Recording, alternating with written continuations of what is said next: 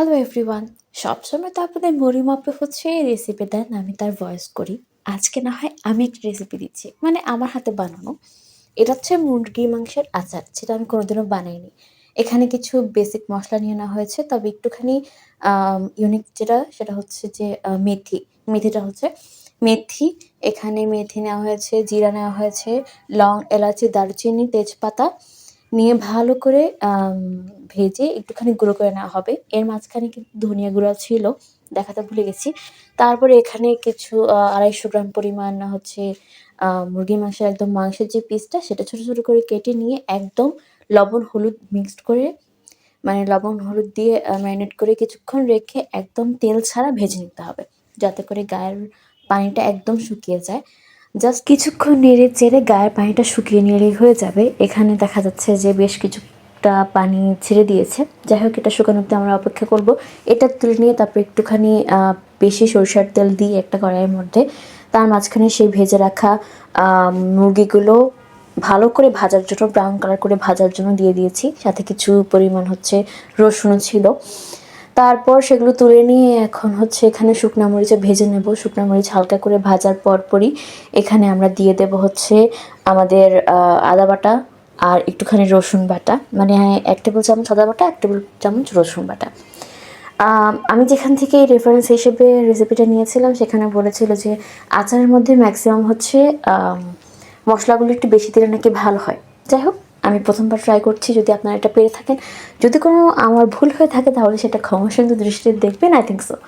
যাই হোক, মশলাটা ভালো করে গন্ধটা বের হয়ে যাওয়ার পরে এখানে সেই রসুন আর মুরগিটা ভেজে রাখা দিয়ে দেওয়া হয়েছে। তারপর সেই গুঁড়ো করে রাখা মশলাটা দিয়ে দিয়েছি।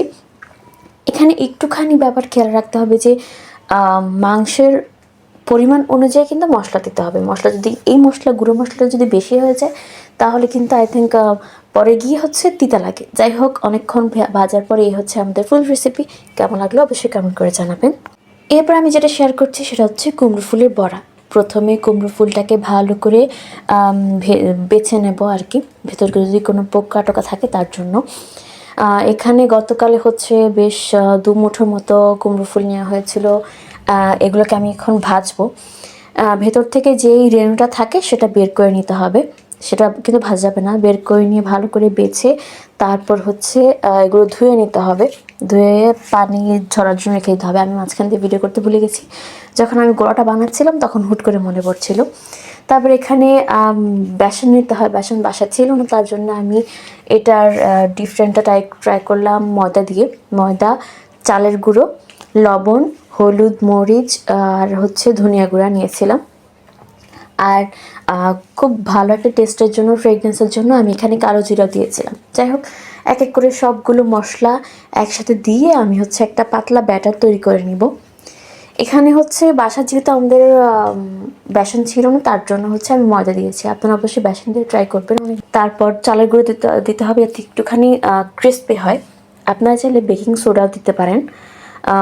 আমাদের বাসায় সেটা ছিল না, এই জন্য তাই দিইনি। একটু একটু করে পানি দিয়ে আমি একদম পাতলা একটা ব্যাটার তৈরি করে নিব।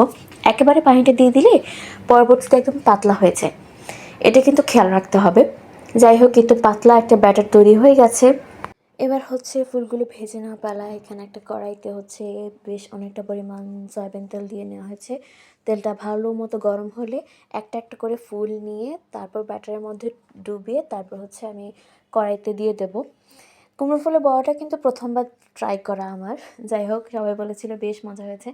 এই তো আমি একটা একটা করে ব্যাটারে চুবিয়ে ফুলগুলো দিয়ে দিচ্ছি। এখানে আমি একটুখানি ভুল করেছিলাম যে বড় কড়াইতে দিয়েছিলাম, পরে আমি এটা প্রাইফিনে ট্রান্সফার করে নিয়েছি। প্রাইফিনে দিলে একটু ভালো হয় উল্টাতে আর কি, অনেকগুলো একসাথে দেওয়া যায়। এই তো একটা একটা করে আমি সবগুলো উল্টে নিচ্ছি, এপিট ওপিট করে ব্রাউন কালার ভেজে নিচ্ছি। আর এখানে যেহেতু ডগার মধ্যে হচ্ছে, ডগার আপনারা চাইলে রাখতে পারেন না রাখতে পারেন, সেটা আপনাদের চয়েস।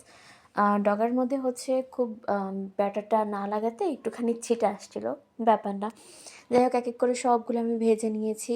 এই হচ্ছে ফাইনাল রেজাল্ট। কার কার পছন্দ অবশ্যই কমেন্ট করে জানাবেন। আর আজকের ভিডিওটা, মানে আমার রেসিপিগুলো কেমন লাগলো তা অবশ্যই কমেন্ট করে জানাবেন। আজকের মধ্যে এই পর্যন্ত। টাটা, বাই বাই, আল্লাহ হাফিজ।